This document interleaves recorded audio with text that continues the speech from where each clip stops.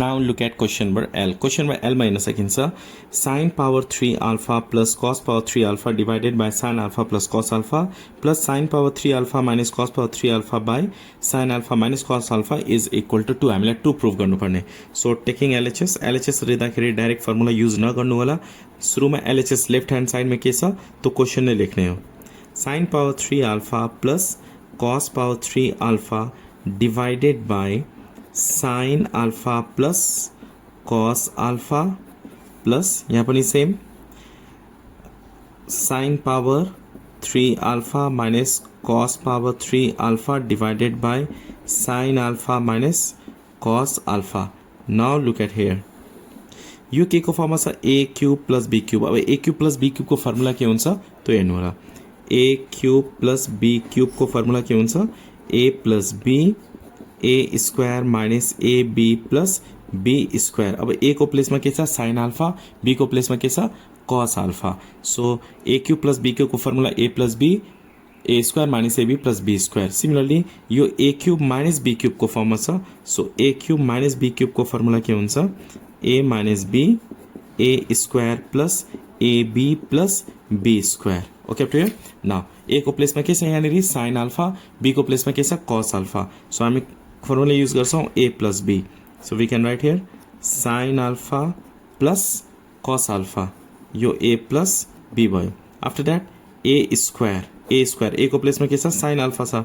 So we can write sin square alpha minus ab भनेको sin alpha cos alpha. sin alpha cos alpha plus b square. b को प्लेसमा चाहिँ के छ cos छ.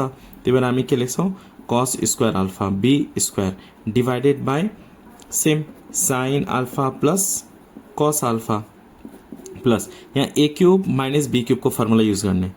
यहाँ लेखिदिन्छु a cube minus b cube को formula के हुन्छ a minus b a को प्लेसमा sin alpha b को प्लेसमा cos alpha. सो हामी यहाँ के लेख्छौं sin alpha minus cos alpha a minus b. अब a square sin square alpha plus ab sin alpha cos alpha. So here we can write sin alpha cos alpha plus b square. So we can write here cos square alpha divided by sin alpha minus cos alpha. Okay, up to here. Now हेर्न सकिन्छ यो sin alpha plus cos alpha र यो sin alpha plus cos alpha cancel. Similarly sin alpha minus cos alpha यहाँ पनि sin alpha minus cos alpha के हुन्छ cancel हुन्छ. What is remaining here? Sin square alpha minus sin alpha cos alpha plus cos square alpha plus यो part sin square alpha plus sin alpha cos alpha plus cos square alpha. अब हेर्न सकिन्छ यो sin alpha cos alpha negative, यो sin alpha cos alpha के हुन्छ positive छ. So we can cancel.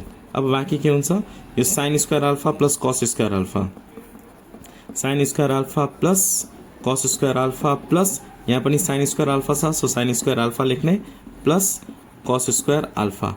Now sin square alpha cos square alpha के हुन्छ 1 plus sin square alpha plus cos square alpha को फर्मुला के हुन्छ 1. Okay, sin square alpha plus cos square alpha भनेको 1. 1 plus 1 is equal to 2 and at last we have to write down RHS proved. हामीले 2 proof गर्नुपर्ने थियो. So hope you understand this question number L.